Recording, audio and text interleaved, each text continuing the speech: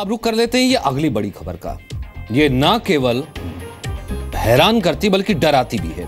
हमारे देश में बेटी बचाओ बेटी पढ़ाओ पर रोज नए नए नारे गढ़े जाते हैं, सरकार नई नई योजनाएं लाती है। सामान्य रूप से देखें तो ये आपको बड़ी कोशिश लगेगी, लेकिन जब आयुर्वेद पढ़ाने वाले छात्रों के बेटा पैदा करने की विधि बताई जा रही हो, उनको ये सब कुछ सिखाया जा रहा है, उनके सिलेबस में ऐसी बातें बताई जा रही हो, तो सवाल तो खड़ा होगा ही।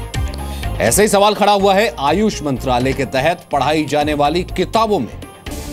एक तरफ सरकार हजारों करोड़ रुपए बेटी बचाओ बेटी पढ़ाओ जैसे अभियान पर खर्च करती है, तो दूसरी तरफ आयुर्वेद की पढ़ाई करने वाले छात्रों को बताया जाता है कि कैसे सिर्फ लड़का पैदा किया जा सकता है।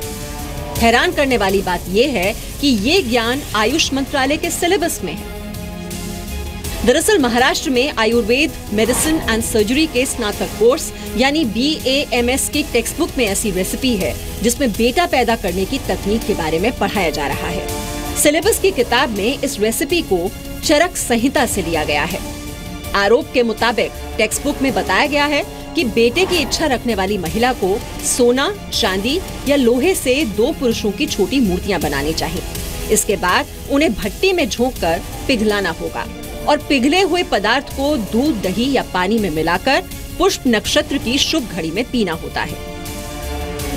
किताब में बेटा पैदा करने की इस विधि के बाद अब Maharashtra university of health science सवालों के घेरे में है। महाराष्ट्र हेल्थ यूनिवर्सिटी के 3rd ईयर के BAMS के जो सिलेबस है उसमें चरक संहिता नाम का एक ग्रंथ है।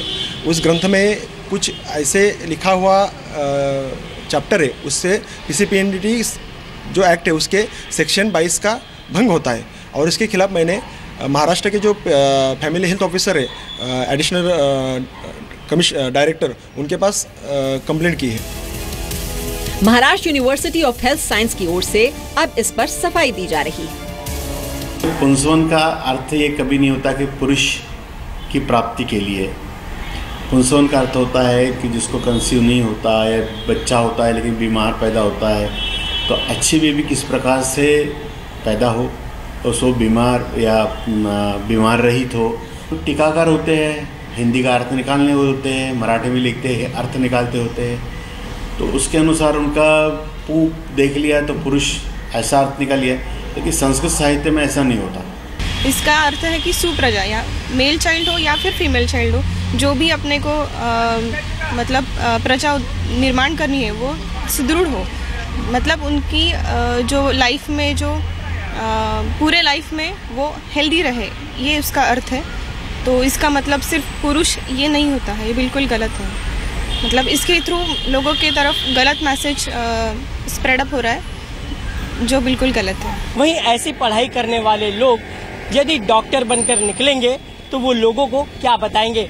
जहां एक तरफ देश विकास की ओर बढ़ रहा है तो वहीं दूसरी तरफ हम लड़का और लड़की का भेद करने से अपने आप को रोक नहीं पा रहे हैं। वीडियो जर्नलिस्ट प्रकाश चौहान के साथ नित्यानंद शर्मा, जी मीडिया, मुंबई। ऐसा पहले भी हुआ था जब एक दवा की बात सामने आई थी, उसके बाद भी कहा गया था कि नहीं, दवा का मतलब नहीं समझा गया, उसका मतलब तो कुछ और था, अर्थ कुछ और निकाला गया। अब भी इस बार यही हो रहा है, यही हमने रिपोर्ट में देखा, लेकिन सरकार ने एक सदस्यीय कमेटी बना दी है इसकी जांच के लिए।